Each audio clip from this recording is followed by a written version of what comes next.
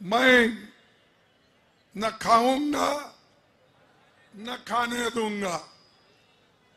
लेकिन मोदी साहब ये तो बोलते न खाऊंगा न खाने दूंगा, लेकिन अपने दोस्तों को वो खूब खिला रहे। अपने दोस्तों को, अदानी को, अंबानी को इतना खिला रहे कि उनका पेट भर गया, वो वोमिटिंग हो रहा उनको।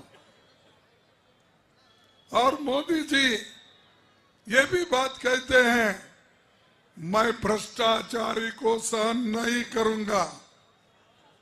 अरे बाबा, भ्रष्टाचारी को आप सहन नहीं करेंगे, लेकिन भ्रष्ट लोग जिसको आपने कहा, वो सब लोगों को आपने अपने पार्टी में लिया। हमारे कई एमपीओ को तुमने चुराया, कई एमएलए को चुराया।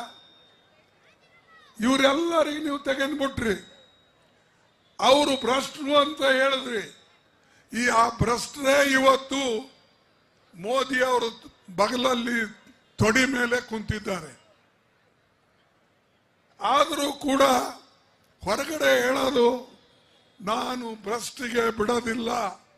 ಅರೆ ಬಿಡದೇ ಇರೋರು ಯಾಕೆ ನೀವು ಮಹಾರಾಷ್ಟ್ರದ ಚೀಫ್ ಮಿನಿಸ್ಟರ್ ತಗೊಂಡ್ರಿ? ಬಿಡದೇ ಇರೋರು ನಮ್ಮ ಪಾರ್ಟಿಯಲ್ಲಿ ಇರ್ತಕ್ಕಂಥ ಎಮ್ಎಲ್ಎಗಳಿಗೆ ಯಾಕೆ ತಗೊಂಡ್ರಿ? ಬಿಡದೇ ಇರ್ತಕ್ಕಂಥವ್ರು ಅನೇಕ ಎಂಪಿಗಳಿಗೆ ನೀವು ಯಾಕೆ ತೆಗೆದುಕೊಂಡ್ರಿ?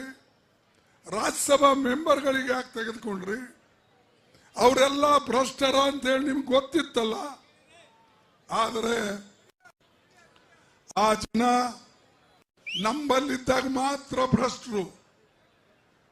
ಅಲ್ಲಿ ಮೋದಿ ಮತ್ತು ಶಾ ಇವರು ಒಂದು ದೊಡ್ಡ ಲಾಂಡ್ರಿ ತೆಗೆದಿದ್ದಾರೆ।